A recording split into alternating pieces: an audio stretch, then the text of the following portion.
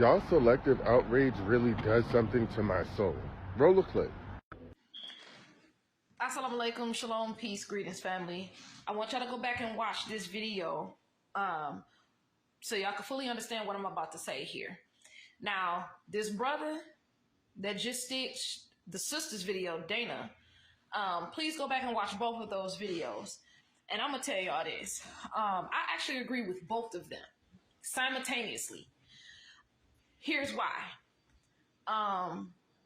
Sister Dana is right. I 100% believe that Sexyy Red and these newer female rappers are another massive nail in the coffin to, dehumanize, over-sexualize the image of Black women, just to completely destroy it.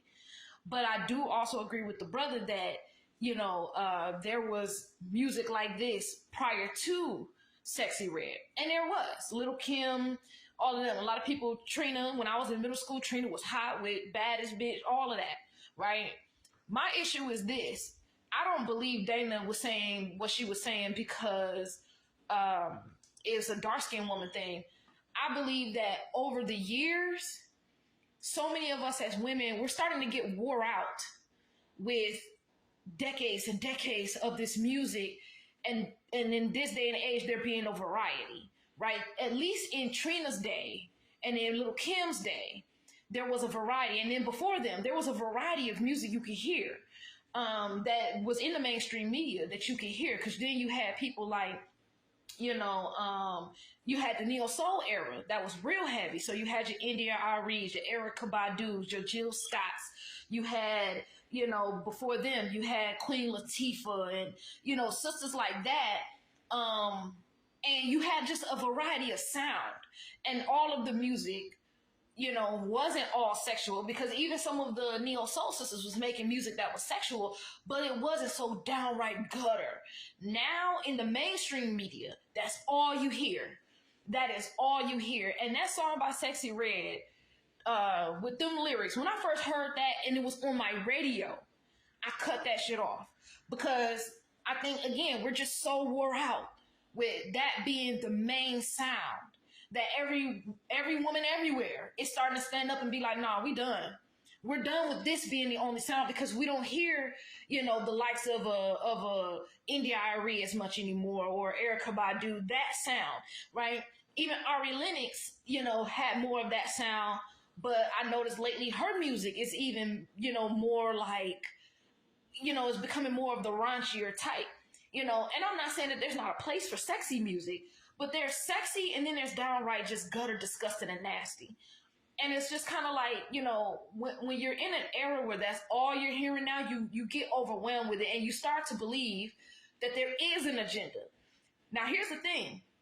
There's too many artists now these days that flat out admit that there is an agenda, right? And it be the male rappers that are actually saying these things, that there is an agenda, to destroy Black people through the music. And so many of the most popular rappers have said this, that at this point, it's not a conspiracy theorist. It's true. It's not a theory. It's a proven fact, right? And so it's hard to ignore that. And then when you turn on your radio, every female artist is talking like the Sexyy Red is talking, like Cardi B, like Megan, and all the music is sexual. Nothing is about anything else. Nothing is about songs about how beautiful your skin is. None of the music is about being a wife or being a mother, about business ownership, about doing anything in the community, about Black heritage and being proud of being Black. Everything is about ass and titties and taking somebody man and some drugs that they doing. That's literally what the music is. And in this day and time, I personally find it very weird that so many people get upset that people who are not liking the music stand up to say something. Because I read the comment section and so many people was like, yeah, I don't like it either, but I just don't speak on it. But see, that's half our problem. We're so used to not speaking on the things we don't like, or people, when we speak on things we don't like, people automatically assume that it's hating. It ain't about hating. You are perfectly in your rights to stand up and say what you do and don't like, and why you do and don't like it. That's okay too. It is not always about hating, being mad at somebody, oppressing somebody just because you say you don't like something. it is okay, because just like you got all these people standing up talking about how much they do like it, you are in your rights to say, no, I don't like this and I'm not standing for it. And see, so much goes on in our community because we don't stand up and say something about what is not okay and what is not appropriate for whatever occasion, whatever situation, whatever space, because everything ain't for everything. Everything ain't for everybody, and everything ain't for every place, right? Certain music belongs in certain places.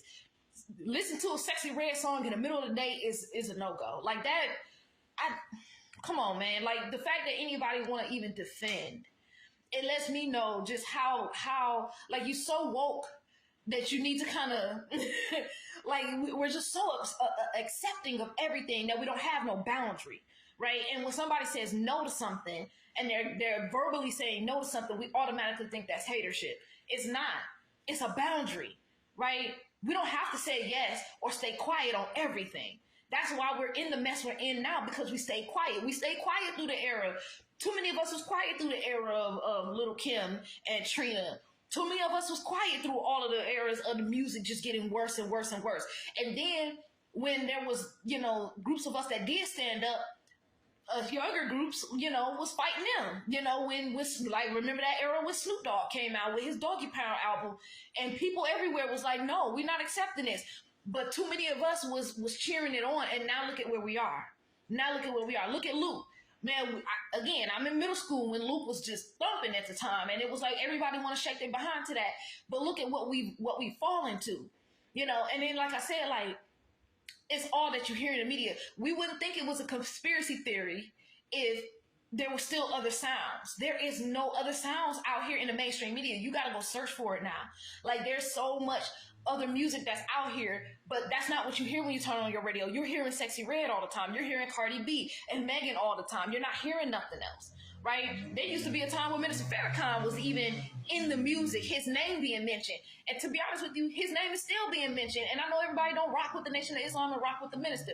However, at the very least, it was because they were speaking to the higher train of thought that he was at least putting in, in the atmosphere, and people would rap about it. Now, you don't hear anything like that anymore in the mainstream. And so I think, we got to kind of slow up with saying like, oh, y'all just hating on the dark-skinned woman. Nah. Now, it's a little bit hypocritical, I would say, to say like, oh, you're saying this, but you got Cardi playing in the background, or this brother pointed out that she had, Cardi B playing in the background, or Nicki Minaj playing in the background, whatever she had playing in the background while she's saying she disliked this other sister's music.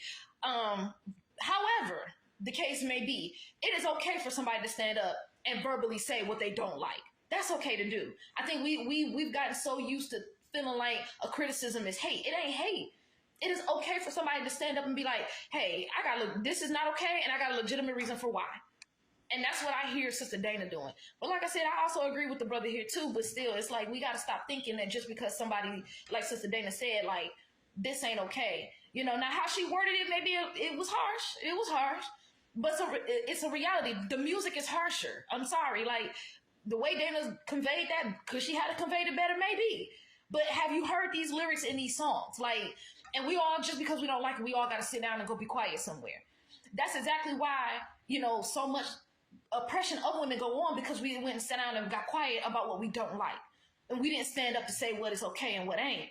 And draw a line and a boundary. And now many of us are doing that, and they're just doing it with music too. So do with that as you will, family.